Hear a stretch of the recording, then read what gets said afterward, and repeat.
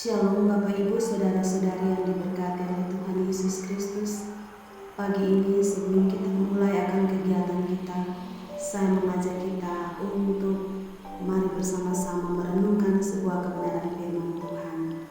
Namun sebelumnya marilah kita bersatu di dalam doa. Kita berdoa. Bapa Surgawi, Bapa yang baik, kami sangat bersyukur dan berterima kasih kepadamu atas pimpinanmu sepanjang malam terhadap kami semua, sehingga pada pagi hari ini kami boleh kembali bangun dan kami boleh menikmati hari hidup yang baru, dan kami juga boleh menikmati setiap berkat-berkat Tuhan yang baru yang sudah Tuhan sediakan bagi kami. Namun sebelum kami melangkahkan kaki kami untuk kami melakukan berbagai aktivitas, kegiatan dan pelayanan kami rindu untuk disegarkan oleh kebenaran firman. Mari Tuhan berkati kami dengan firman. Berfirmanlah ya Bapa, karena kami sudah siap mendengarnya. Demi Yesus Kristus firman yang hidup kami berdoa. Amin. Yosua pasal 20 ayat yang kedua berkata demikian.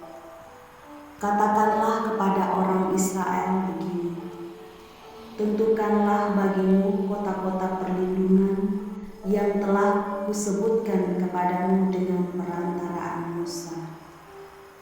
Bapak Ibu yang diberkati oleh Tuhan Yesus Kristus, di bawah kepemimpinan Yosua, umat Israel menaklukkan Kanaan dan membagi-baginya menjadi milik pusaka mereka.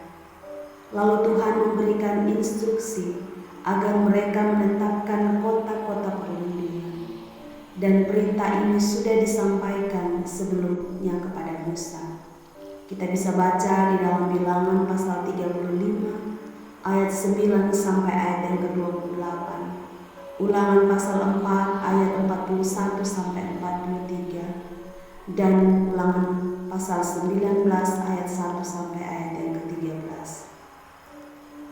Kota perlindungan ialah tempat pelarian bagi orang yang terancam nyawanya, khususnya bagi mereka yang membunuh tanpa sengaja.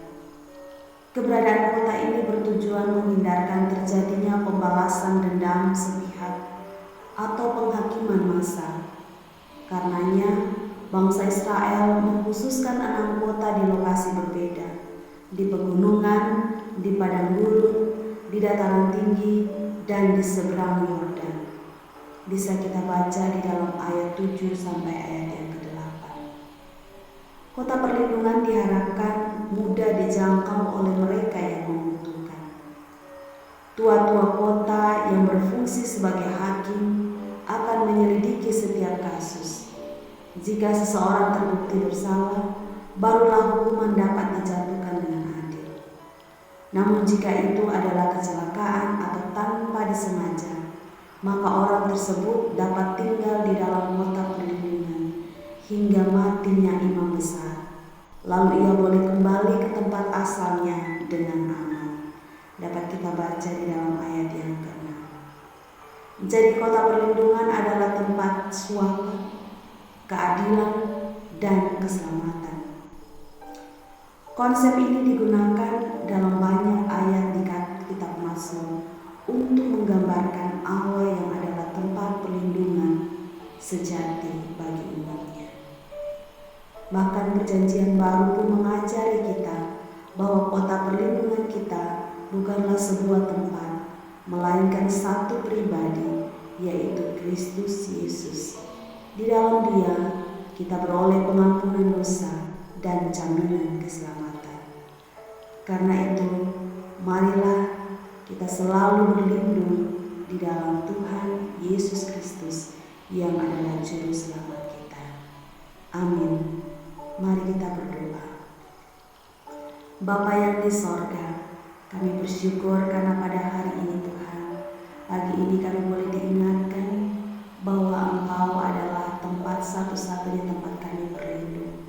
Terima kasih Yesus Kristus untuk kasih-Mu, untuk anugerah-Mu yang Engkau nyatakan bagi kami semua.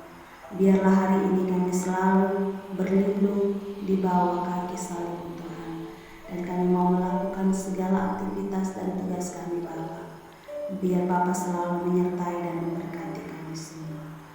terpujilah nama-Mu Bapa. Ini doa dan sembahyang kami ya Tuhan. Hanya di dalam nama anak-Mu Yesus Kristus Tuhan dan Juru Selamat kami berdoa. Amin.